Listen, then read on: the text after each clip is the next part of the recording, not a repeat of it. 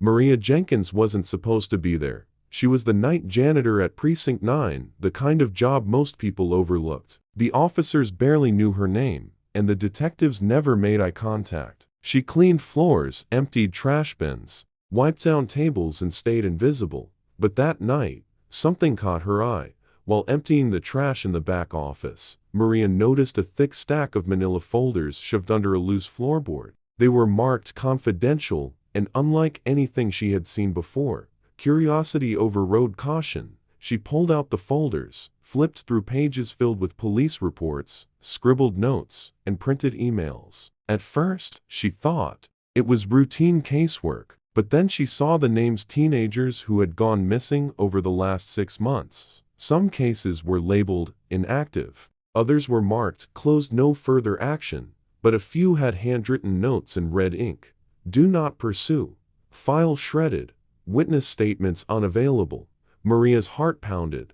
These weren't just forgotten cases. They were buried. For months, these kids had vanished from the city's poorest neighborhoods, and their cases quietly disappeared from the precinct's official files. But why? Maria remembered the words from a detective she'd overheard months ago. Those kids don't matter. Nobody cares. She felt a wave of anger mixed with fear. She knew if anyone found out she'd seen the files, she could lose her job, or worse. But she also knew she couldn't ignore it. The next day, Maria took pictures of the files with her phone. She hid the folders in her locker and started writing down everything she could remember. She reached out to a local community center hoping someone could help.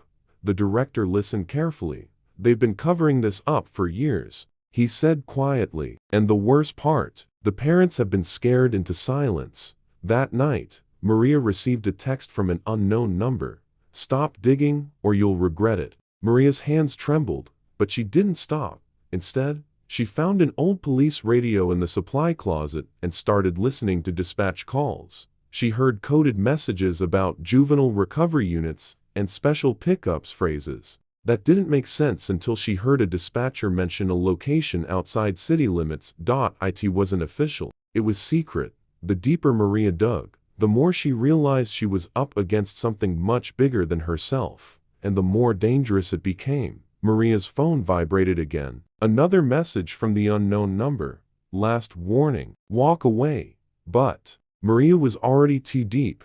She met with Jasmine, a community organizer, who had been fighting for missing and exploited children for years. Jasmine promised to connect Maria with a lawyer and journalists who could help expose the truth. Still, the precinct felt colder. Her cleaning supplies were moved. Surveillance cameras suddenly faced her locker. And one night, Maria caught a man in plain clothes lurking near the building entrance, someone who vanished before she could call for help.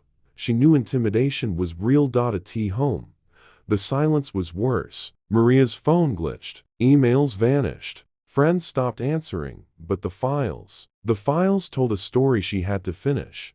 One folder detailed a secret operation Cody named Blackout. It described how officers were instructed to divert attention by labeling cases unsolvable and discouraging family inquiries. More chilling were reports of transfer, vague descriptions of teenagers moved out of the city, their whereabouts unknown. Maria realized she wasn't just fighting corruption. She was fighting a cover-up that stretched far beyond the precinct. Maria's life had changed. Every day was a careful dance of watching her back and pushing forward. Her phone calls were traced. Her apartment was broken into, nothing stolen, but drawers left open, papers scattered like a warning. At work, whispers followed her down the halls. Some officers looked away. Others smiled with cold menace. But Maria refused to be invisible.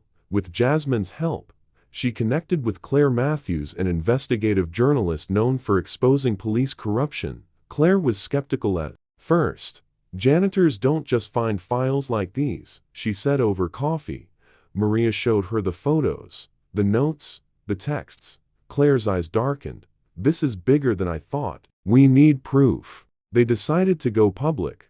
But before the story ran, Maria received a call.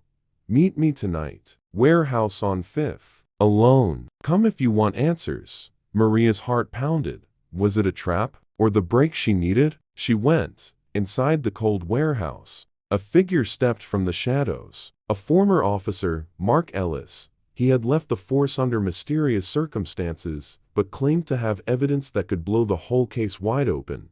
Ellis handed Maria a flash drive. "Everything you found is just the surface," he said. "On here, you'll see video footage proof of what really happened to those kids." Maria left with more questions than answers. Back home, she plugged in the drive. What she saw was horrifying. Hidden cameras showing arrests with no paperwork, brutal interrogations of teenagers who weren't charged, and officers destroying evidence. The video also revealed meetings where senior officers discussed clearing the books to avoid public scrutiny. Maria's hands shook. This was no longer a story of neglect. This was a conspiracy to erase lives. Maria knew that once this video went public, there would be no turning back. She met with Claire Matthews in a small, secure office, far from prying eyes. They uploaded the footage to Claire's secure server, preparing to release it to the world. But before the story could break, Maria's phone buzzed again. A message, cold and clear.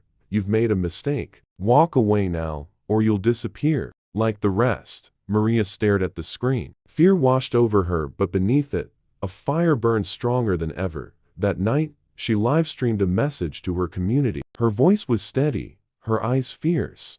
"This isn't just about me. It's about every kid whose voice was silenced. Every family who was lied to. Every person who was told they didn't matter. I found the truth, and I'm sharing it because silence protects the guilty."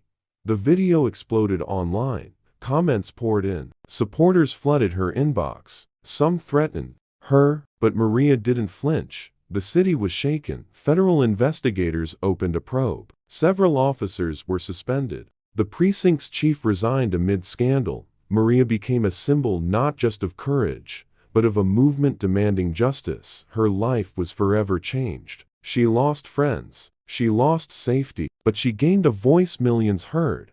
And through it all, one thing kept her going. The knowledge that exposing darkness was the first step toward light.